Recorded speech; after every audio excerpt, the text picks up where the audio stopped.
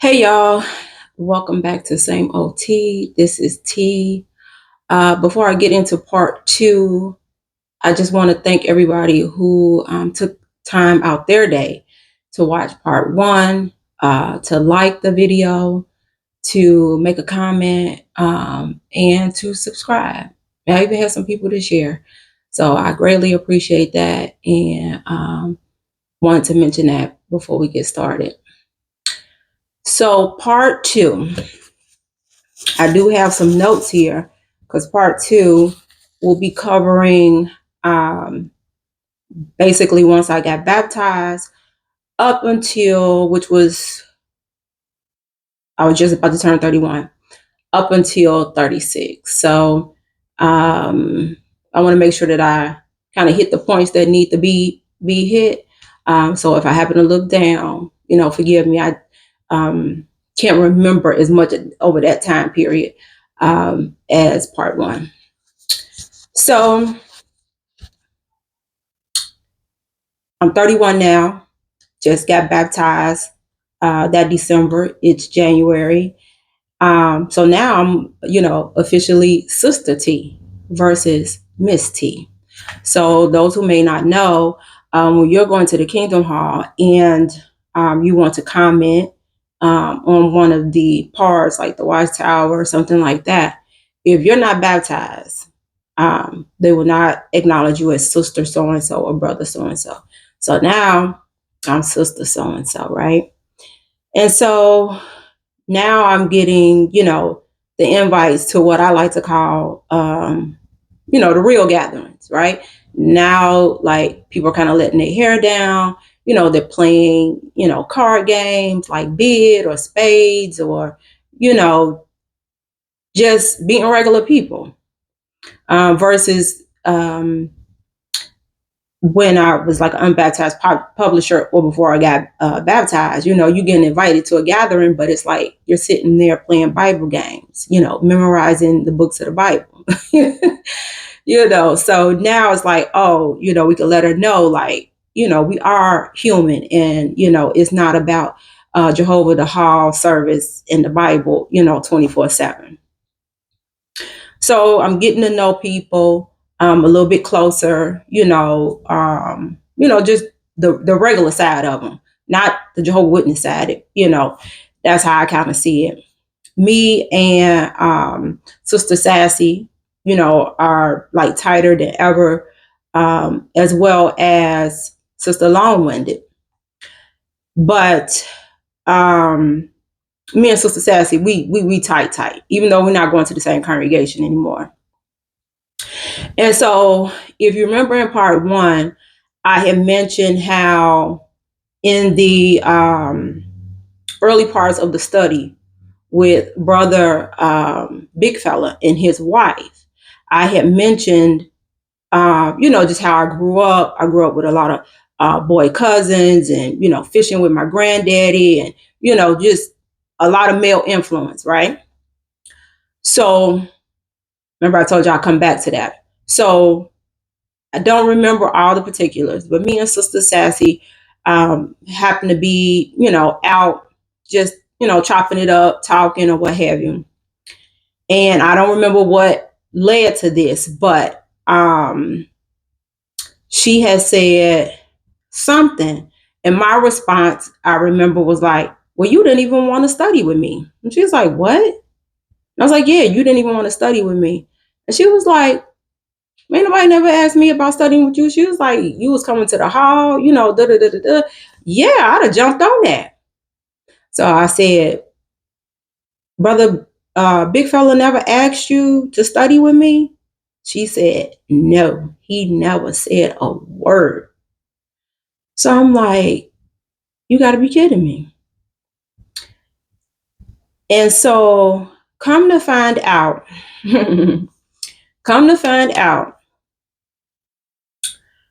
if you all recall from part one, when his wife was like, you owe us an explanation. You owe me an explanation. So what had happened was that after my response at that study with his brother's fiance, and all that. Brother Big Fella basically went through the congregation and made it seem as if like I was attached to him or somehow wanted him, or I don't know, like I'm this woman who's just so partial to men. And it's like, wow. So I'm coming to this Kingdom Hall and kind of wondering why some sisters are looking at me a little bit side eye, but I just chalked it up to I'm the newcomer, right? They trying to feel me out. Is she gonna stay what she owned? She wasn't born in this. That's kind of like what I'm thinking. But coming to find out, he had basically painted me to, I don't know, be, like watch your man, cause she partial to men. And so I felt the type of way, cause I definitely didn't want him. I definitely didn't want him, or not another one up in there, you know? And so it's like, wow, wow, no wonder, no wonder some of the responses, some of the looks. So that was revealed, and I was hot. He was still attending the same Kingdom Hall as me. So after that conversation, it was really hard to look at him when he's on the stage, because he was, I think he was definitely a ministerial servant at that time, by that time. And so, yeah, just every time he get up there and he, just being a big hypocrite. And so I could tell that he was like, I wonder if she know, because my energy shifted. Like no more, being cordial or nothing like that. And yeah, I was shooting darts at him, with the looks on my face. Because it's like, you dirty dog. How dare you do that? How dare you do that? And so, I wanted to cuss him out. That's just the truth. And I told Sister Sassy that, and she was like, "Don't do that. Don't do that. You know, that's not witness like, or what have you," and blah blah blah blah blah. So, you know, I felt the type of way that stuck with me for a long time. Eventually, he and his wife did go to another congregation. And so I didn't have to think about it no more. And I think, and I know from that point on, getting to know other people, that story would come up. So that's how I found out, like, oh, he was telling everybody. It wasn't just one or two people. He was clearly telling enough people that told enough people to where, it was known, across the congregation. And just so I don't forget this, if you remember from part one, he was supposed to have asked Sister Longwinded. Well, if you guess that he didn't ask her either, you are correct. So basically, the narrative of who I was as a single woman had been spread across the congregation, and it was determined. This is what I basically pieced together in hindsight. It was determined that if she really here for the truth, if she really here for Jehovah and ain't here for you and every man in here, and it's like, no shade, none of y'all was my type, period. Like, no, that's why they put me on Sister Righteous. So just to summarize, he never asked sassy or long-winded. So that was two lies as well, you know? So that's basically, hey, that's like the first year of me being official and being baptized, you know? So the rest of the year, that's what, like 2006, I'm just trying to be the best witness I can be, preparing for the meetings, going out in service, reaching out, trying to, get to know other other sisters in the congregation and things of that nature, right? Making my meetings and things of that nature. But being that I wasn't born and raised, wasn't what do they call it? Witness adjacent. Like it wasn't like, oh, I had some cousins that was witnesses and I, had went to the hall a few times when I was younger. You notice a difference, right? You had those few diehards that even though you are baptized, you is official. They still gonna kind of let you know when they get a chance that, you ain't like them. They was born and raised in this, they never, been in the world, or what have you. And then who knows, these people who used to kind of, make it known like you baptized, but you ain't one of us, could have been what was already, put in their head about me. So you never know. So anyway, that's like the first year. Um, and I'm going to the meetings. I'm trying to be a good witness. Um,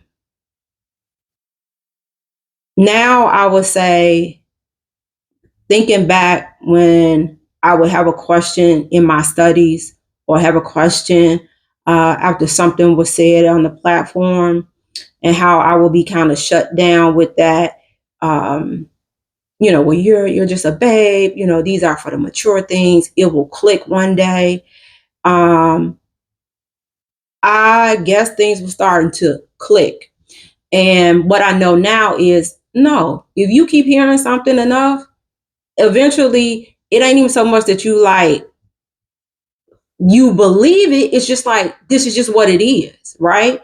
If somebody, calls you ugly every single day of your life growing up, it's just whether you thought you were ugly before or whatever, and it don't, definitely don't have to be a fact.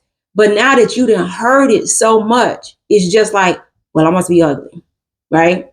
So it was just one of those things where you just kind of wake up and realize, like, I'm not questioning that no more. It's just that's just how it is, So I'm like questioning less. And I definitely ain't questioning outward, right? I'm not any doubt, any question, any whatever. I don't share that with nobody in the congregation. And then, of course, you can't share it with your family because you told not to, right? You have to kind of maintain that, that like shiny veneer, like, hey, I'm a witness and, things are perfect and there's nothing wrong with the organization or the religion. So I began to question less, or as we know now, like think for myself internally. And so that's pretty much how the next, 1 or 2 years went. So now we're at about 2008, 2009. And it's talk of this thing called an international convention. And it just so happened this particular year, they were kind of easing the standards to qualify to go. And so I think before, like, you maybe had to be like a either like a full-time pioneer, or you had to probably been baptized like 10 years or something, crazy like that. Or you had to be like a ministerial servant, or, an elder, or like the wife of, somebody in that position. But this particular year, I think it was just like, your regular in field service, kind of hitting the averages or whatever for your congregation. And I think you had to have been baptized at least 2 years. So I had made the cut. So it was a privilege. I can't stand to hear that word sometimes, because every doggone thing is a privilege. I'm trying not to go on a tangent, but every doggone thing is a privilege. It's a privilege to clean these bathrooms after service, after the meeting. It's a privilege to go knock on people's doors. It's a privilege to build kingdom house, that may that you might not even be attending in a year, because the decision was made that your congregation gonna blend or whatever. Sorry guys. Anyway, let me get back. So qualified for international convention. I got selected to go Hawaii, which I was excited. I had never been to Hawaii. But everybody else that qualified to go from my congregation that was going was married. I was the only single person. I take that back. If I was the only person without a partner, let me say that, because it was people who were married, and then it was just like pioneer partners who, they was going, link up and be roommates or whatever. So Sister Long-Winded, husband was not gonna go. And so she, heard that I had qualified, wanted to go. And I think if you didn't have somebody from your congregation or something like that, they would eventually partner you up with somebody. So she had heard, or whatever, that I didn't have a partner, a roommate. So she was like, you want to be roommates. Now, if you haven't figured it out, I named her Sister Long-Winded because she can go without taking a breath. And so, she could be a lot. She could be a lot. Like, she could drain you. She could drain you in a short period of time. But I felt like, hey, I'm eating the meat and leaving the bones when it comes to her. Meaning, like, I could see the good stuff about her. I knew, at least I felt like she had a good heart, and yeah, she might talk you until, what they say, the cows come home. But I'm like, it's cool. And some people, some of their friends was like, you sure you don't want to take your chances, and just, get hooked up with somebody. But I'm like, nah, it's better to be with somebody I know, and, and I already kind of know, like, she probably gonna talk your ear off. Just be prepared. So this was I think like November 2009 when our convention was. So I hadn't flown pretty much since September 11th. So I was nervous. Hawaii is a long flight. But I can't remember who, but somebody put in my head, I think it's like a scripture or something like that says something like, whether you live or die, you belong to Jehovah. And y'all, I that's what got me on the plane. And I just kept saying that. I did like leave everything kind of laid out so my mom would know like where my insurance policies and stuff like that was. But that's crazy that I, felt like, oh, if I die, I'm doing it in Jehovah's name and in Jehovah's honor, because I, have the privilege of going to this international convention, which is crazy. I mean, but the good thing, it did get me back to flying, right? So we go. She kind of driving me crazy, getting on my nerves. But I'm making the best of it. It's Hawaii. It was beautiful. The people who are native there, they was dope, like telling us about stuff that we, you wouldn't know unless you knew somebody who was a native there, and, just all the things. So I was, enjoying myself. So to kind of speed through this, it's the last day of the convention. She didn't work my last nerve. And I have found seats up front, like I think like on the end and like in an aisle. So you got like leg room, or what have you. But she didn't want to sit there because it was a heavy sister, like sitting in that next seat, but from the two that was open. So she go like find something all the way in the back, all the way in the middle, and of course it's like them people on each side. And so I'm hot now because I'm like, yo, I didn't just went and saved these seats and all this stuff, And then she says to me, well, if I was with my husband, I know he wouldn't want to sit there. And I'm like, well, he ain't here. So why are we making moves based on a man who ain't here? So at this point, I'm like, I'm done. So I'm hot, right? So I'm texting and I'm texting and I'm, about being hot and fed up with her and being like, yo, I'm ready to go. Well, y'all, I'm so mad and so heated and got her so ingrained in my brain. I didn't text her about her. And when I realized that, I'm like, oh man, I done effed up now. I done effed up. So I was like, yo, I gotta just stand up. So when I knew that she was probably about to, look at her phone again, I was like, yo, let me tell you something. You gonna see a text from me about you.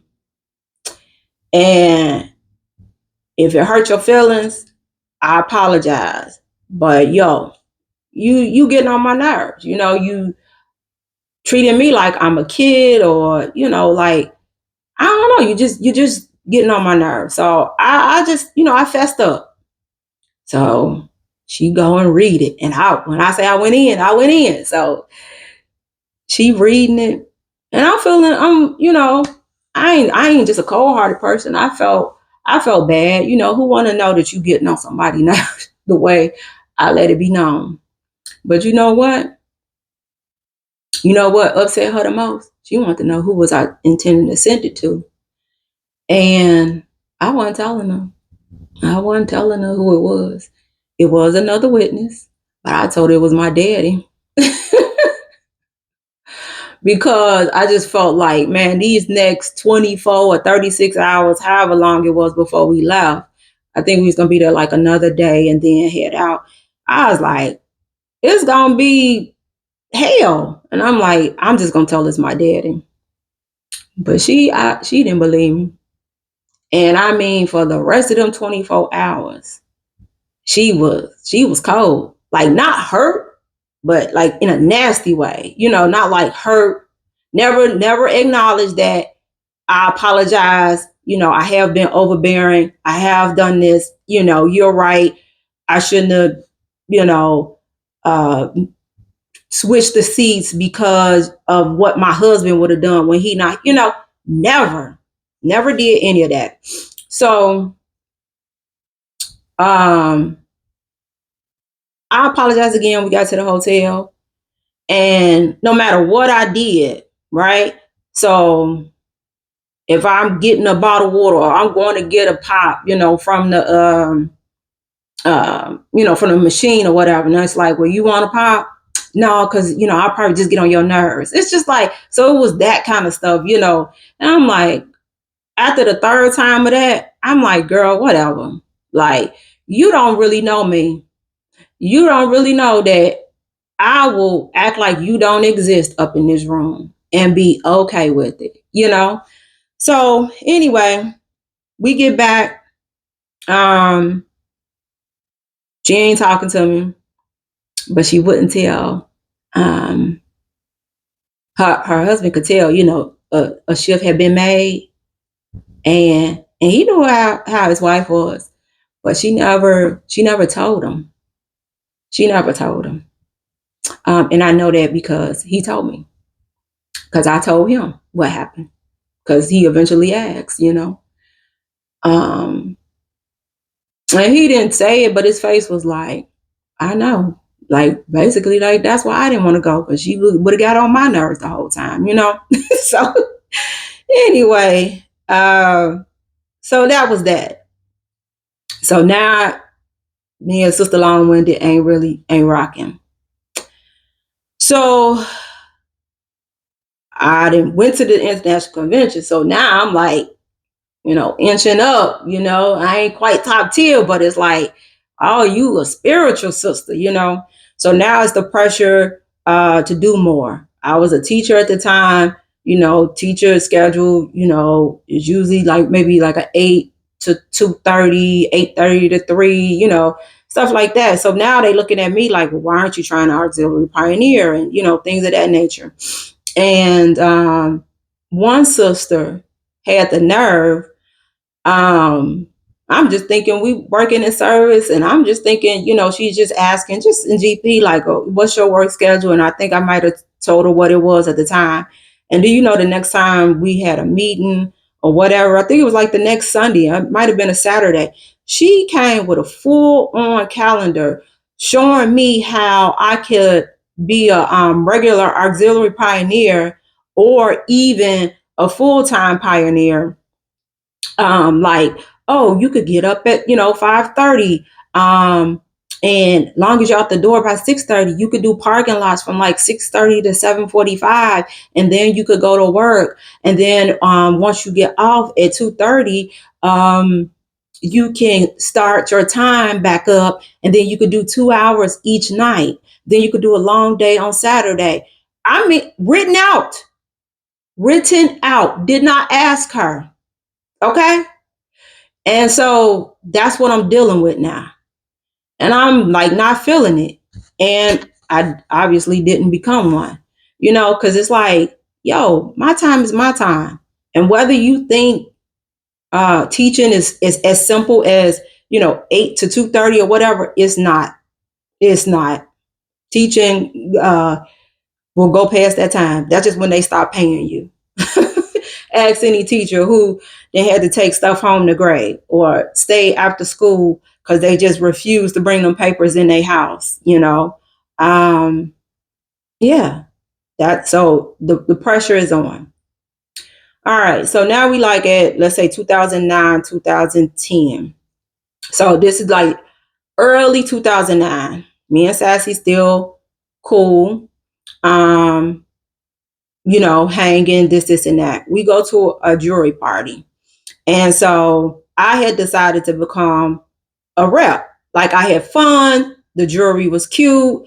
I once was a real estate agent. But everybody knows, like, 2008, with the crash and, all that stuff. So I was just like, I always like to have like a side hustle, just extra money, whether it was to pay bills down, save, or whatever. And I just was used to something extra. So had decided, sorry, y'all, had decided, oh, I think I, would like to do this. Talked to the lady who was the rep at the party we attended, and was all set to sign up with the lady. Well, when Sassy found out, she kind of had a hissy fit. And then she was like, well, I was thinking about doing it too. It's like, okay, well, what's the problem? Call the lady. We both sign up. You in a whole nother congregation. I'm in this congregation. And plus, mind you, I got a whole nother life outside of being a witness. I am a teacher. I still have, my childhood friends. I got like a whole nother network. So it's not like I'm about to build this business and throw these parties with just witnesses. Well, she had experience with like multi-level marketing or network marketing, and I didn't. So she understood that this was, similar. It was direct sales, but it's like all similar, right? You can build a team. So she basically harassed the girl to the point where the girl called me and said, I'm just gonna let you, I'm just gonna sign you up under her. She's like, because this is like too much. Now, mind you, this girl is not a witness.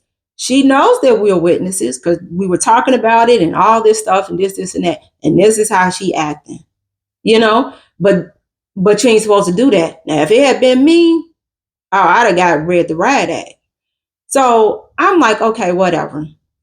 I told the rep, I said, long as you get to train me, because I like I said, I didn't know how it go. I thought like if I sign up with under Sassy, she the one to train me. It's like, well, she don't know how to do it because she, joining now. I had no clue how multi-level marketing and all that stuff worked. So whatever. Once the lady told me, no, I'll train both of you, but you'll be like under her, like directly. I said, okay. So everything going good, right? She doing well. I'm doing well. I'm meeting people at parties and they like, this is fun. I like it. I think I want to do it.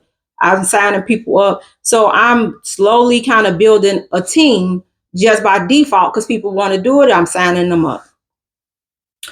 Well, it had gotten to the point where the people I had, was signing up, and plus what I was doing, I was making pretty good money. I was getting like anywhere from 1,500 to maybe $2,000 a month. Maybe doing 4 or 5 parties like on, in a month, like on the weekend for a couple of hours. It was fun. And so I used to do pretty decent numbers. And then I'm bringing people on and they're doing decent numbers. So in a short period of time, Sassy qualified to become what they call a unit manager. And what that meant is she would now get 10% off of everything I did and anybody I had signed up. So her checks was nice, right? And everything was great. She was making, sometimes anywhere from $500 to $1,000 off of what we were doing. And she didn't have no problems with that.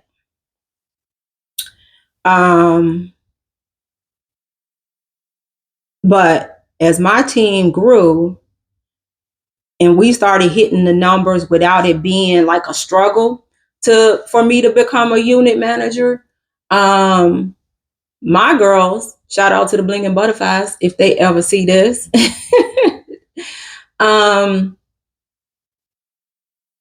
They like, you need to do it. Like we working as a unit and you do all this stuff for us. She's our so-called manager, but she don't even do nothing for us. Like, you do all this stuff for us and, giving us incentives and all these things. They like, you should be getting it. So I'm like, all right, cool. I applied. Now I chose not to reveal what do they call it? Some of the nasty work Sassy had done to me in these videos. If we ever grow to the point where we do a membership on here, then I'll let y'all know. So this, what I'm about to tell you, was just the final straw.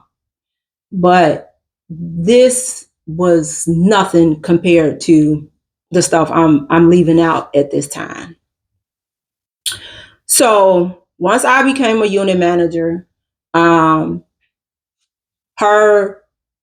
commission went down to 5% on what we did, because now I get the 10. And this became a problem. This became a problem for her, because she had started depending on us in the 10%. So I get a call. I don't know, it's like the crack of dawn. So I'm gonna say definitely before 7. And it's her. And she's like, I've been up all night tossing and turning and this and that. And I called, who was like the big manager of all of us. I called her this morning at 5 o'clock in the morning, and I told her I want T off of my team because she doesn't want to be on my team anyway. And I'm like, what?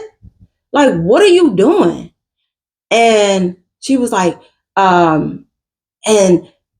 this jury business, you love it more than Jehovah. And da-da-da-da. And so she, anybody who's ever been around witnesses, how it was. So now I'm getting the riot act. I'm weak. I'm spiritually weak. I love the worldly girls on my team, more than the friends. And every time I talk to you, it's always about the jury business. It's never about spiritual things and all this stuff. And I'm just like, you gotta be kidding me. This what you up tossing and turning about all night? I was like, this is crazy. So that was it for me. I realized that when things benefited her, And like I said, I'm leaving some stuff out. But when things benefited her, when things are in her favor, when she's the priority and you are the peasant, everything is great. And it's okay if you weak spiritually. It's okay if you worldly because it benefits her, right? But if it stopped benefiting her, it stopped being about her, now she's going to play that boom, that JW card. And so with that, I was like, I'm done. I'm done with her. I still was, part of her team because it was like, it don't work that way. And I stopped talking to her. And you talking about a weight lifted off of me. Sometimes I feel like it was times that because it's not, I felt it was like that. Anytime I've wanted to pull back from somebody or just be like, peep them like, yeah, I don't think we vibe. I would get hit over the head with the JW talk. For what is it? How many times are you supposed to forgive your sister or brother? And it's just like, so y'all could dump on me. Y'all can trash me. Y'all can talk about me. Y'all can, just do all these things. And I'm just supposed to sit here and take it. I ain't supposed to feel a type of way. I'm just supposed to remain a good witness. That's bull crap. That's bull crap. And so that's how that go.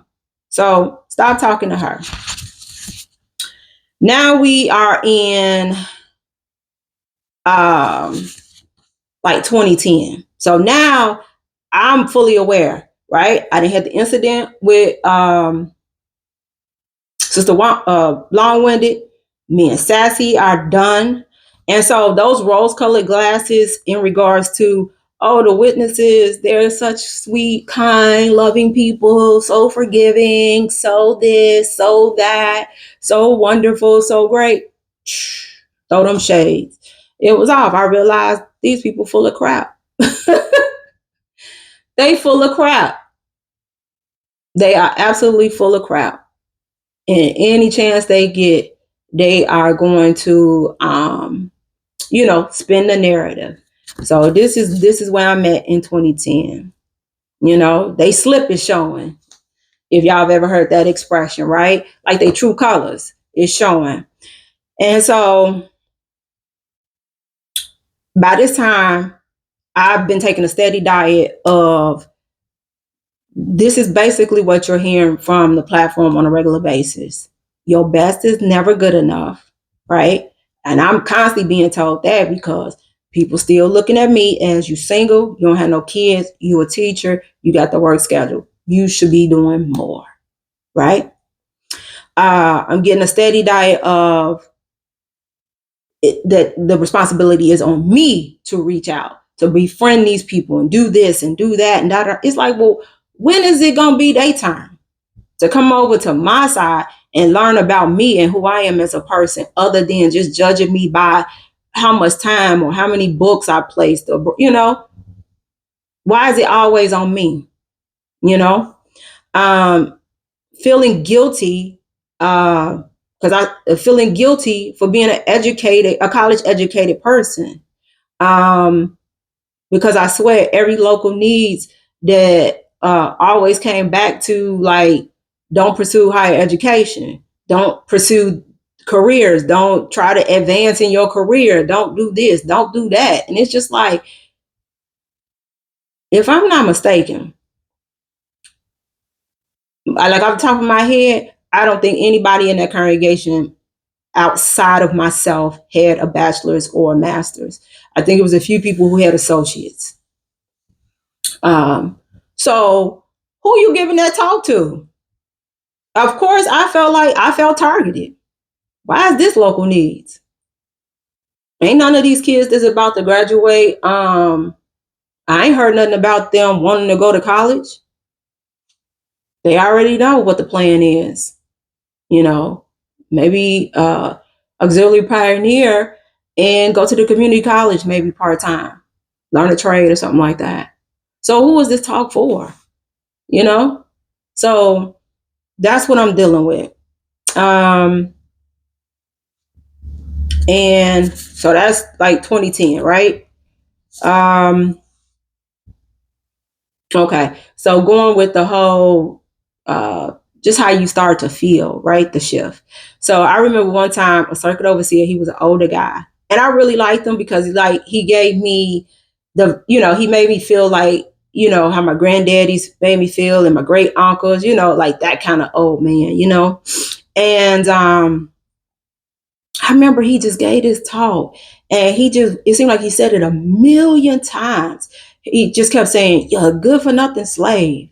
You're a good for nothing slave." And it's just like, stay focused on the kingdom interest only. And I remember after that talk feeling like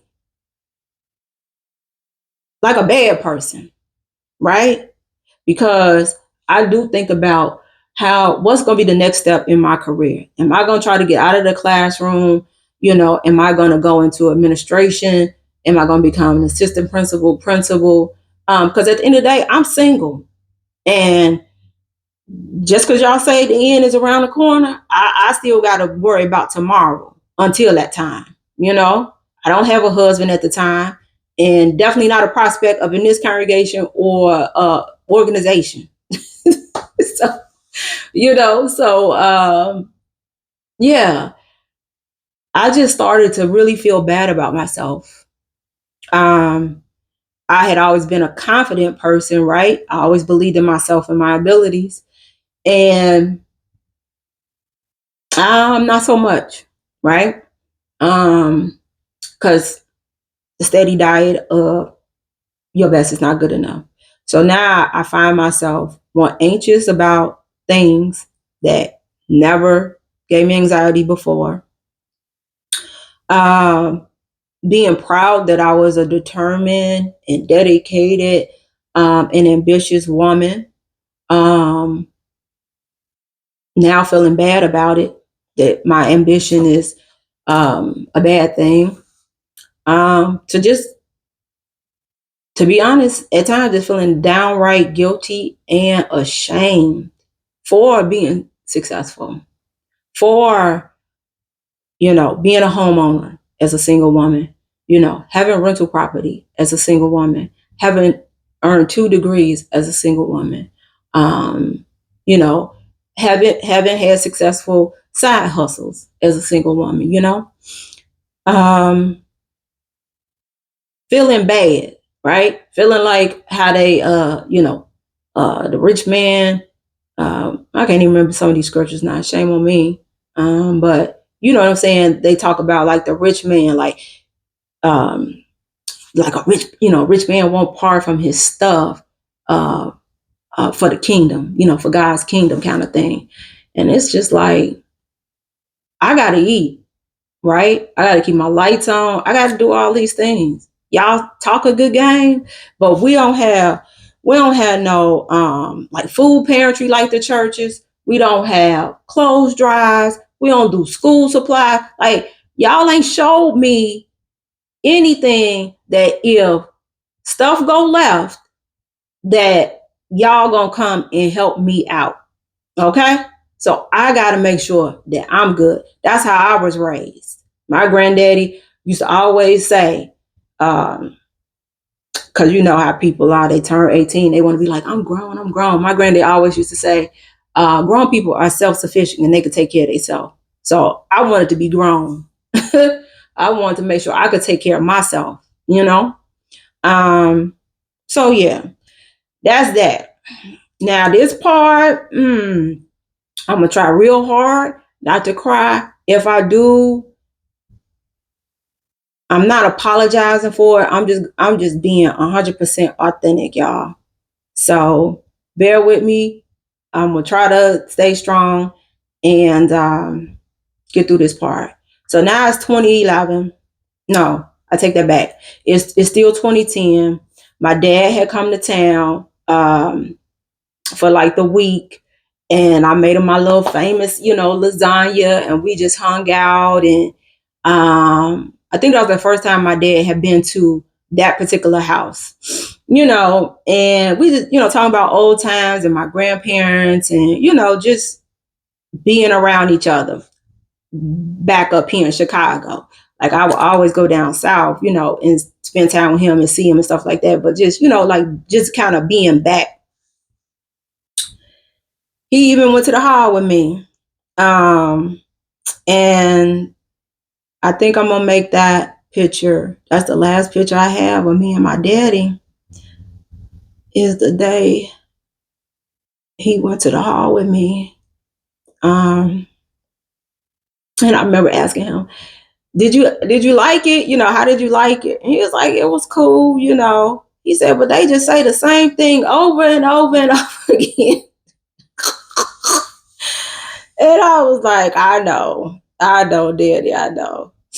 But my daddy was, both my parents, they was always Team T and always will be. So even though, my dad wasn't over the moon happy about me becoming a witness, he was okay with it. Even when I would go down south and see him, he would, he'll take me to the hall, pick me up, and he said, how was it? This and that. So anyway, 2010, that was the last time my dad was up here. He had went with me. And, after my dad's visit and after him saying that, I was like, I'm kind of tired of this. Like, I want to kind of, his visit kind of made me feel like I want to get back to me. I want to kind of just get back to T, not having to worry about all this other crap and every move I make, if that's stumbling to friends, it's like, hell, my whole life can stumble somebody. I got a career. I got money. Like I wasn't rich, but to be single with no kids, I was decent, and I just was tired, I was tired of feeling anxious and, all those things. So I did want to kind of take a break. And I started kind of thinking again, like, is this really the truth? But then you like maybe go to a meeting, maybe somebody have a pretty effective talk, and then you write back to like, well, I don't want to mess up my opportunity to see my grandparents, So let me just, I don't know, let me just suck it up and just, keep going. So now we're going to fast forward to Labor Day weekend of 2011. I had gotten a call from my dad, and my dad for about a year, like from the time he had came up here to about this time, had been trying to figure out what was wrong with him. He was losing weight. He was having like some GI issues and things like that. And so Labor Day weekend, he called me and he said, T, I finally found a doctor to tell me what is wrong. And he said, they say I had liver cancer. And people who know me, when I hear those kind of diagnoses, I don't go to, oh Lord, I go to, okay, well, we need to get some treatment. What, like what's the plan? I'm a solutions-based person. All right, this is the problem. Let's find a solution. So I'm like, okay, so what are they gonna do? They gonna do surgery? And so he's like, well, I don't know yet. And then I actually was dropping off some jewelry when he called me with that. And then I went straight home and called him back. And the first thing he said is, I want to be buried up there with my mama, my daddy, and my older brother. And I was like, whoa, we going right to where you want to be buried? Let's work to see if we can, get you in remission. So I was planning to go down there to see him in October, but his short-term disability didn't kick in right away. So, he was, feeling a little anxious about, money and things of that nature because he wasn't working now. And so I said, well, do you want me to send you the money that I would have spent on the train ticket? And then I come in December and then I just, spend 2 weeks. And so he say, yeah, you could do that. You could do that. But I did that. And so I was at work and my uncle had called. And my uncle and I, we wasn't tight like that no more. This is my dad's only living brother. We wasn't tight like that, so I did get nervous. And I stepped out the classroom and took the call. And he basically had told me that my dad's girlfriend had called him and said that my dad had not been, he wasn't being honest with us, that he doing bad. And she couldn't live with herself if he had ended up passing and we wasn't, down there. So that's all I need to hear, baby. I ran up out of that school. I left them kids. I ain't asked nobody to watch my kids. I went and told the principal. I said, I gotta go. I gotta go get my daddy. I gotta go get my daddy. And so me and my uncle went down there. And when we got to the hospital, they were doing some tests. So he wasn't in the room. So when they brought him back and my daddy came through that door, he said, oh, my baby loved me. My baby loved me. My baby came down here to see about me. And in hindsight, I feel like my daddy said that because I was a witness. Not because of his baby girl, T, but because I was a witness. I feel like that's why he said that. But anyway, let me get myself together. So anyway, there's nothing they could do. Had to accept it. And my dad didn't have much more time. We agreed he was okay with going to Grace Home. It's a hospice facility. Very nice. Very nice. They took very good care of my dad. And so I only really had one main friend, I would say, at the hall that I, talked to at this point. And her husband was an elder. And so I let her know, things not looking good and all that stuff. I kept, kind of conveyed things through her to convey to him. So my dad ended up passing. And I called and I, let her know that he had passed. And I said, it's okay if you let, your husband know. I said, but please also announce that I do not want any calls. I'm not taking any calls at this time. And they made the announcement. And didn't Sassy along with the call. Now, y'all ain't talked to me in God knows how long. But now you think you about to call me. And I didn't take their call. And I just thought, like, you got a lot of nerve. You got a lot of nerve. Y'all don't even talk to me, good Christian women. But now you didn't, the word on the street is my dad didn't pass, and now you want to come call me. So I didn't return their call. And I don't know if I should just leave part 2 here. And maybe I will. Because in part 3, well, before I talk about part, when my daddy died, I would say that was the beginning of me not fully waking up, but beginning to, wake up, shake myself out of that spell, right? Because this part 2 is like, I like to call it, you gonna learn today, right? Like I was getting knocked around with the different experiences that, took place over this like 5-6 year period. So it was like, you're going to learn this lesson today. But when my daddy died, I didn't care. I didn't care nothing about no witnesses. I didn't care nothing about no meetings. Um, and I didn't believe that the resurrection was true, because everything in my spirit told me that my daddy gone. I ain't gonna see him no more. Not like that. I know his spirit is gonna always be with me, but I'm not gonna see my daddy in the flesh no more. I just don't believe that's the case.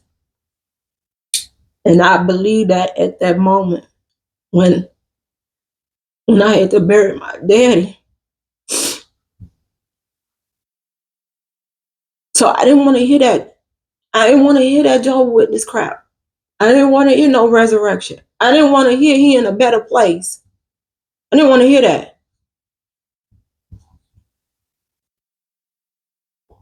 You know?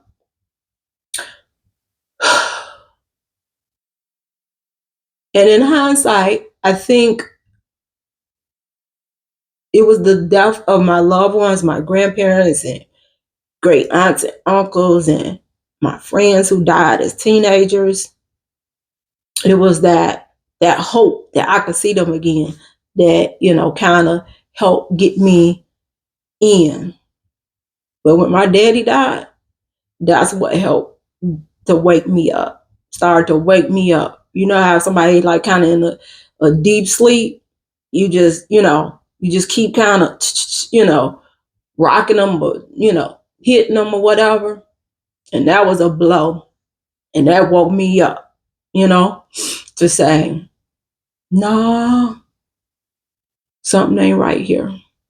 So I think, y'all, I'm going to cut it here, part 2.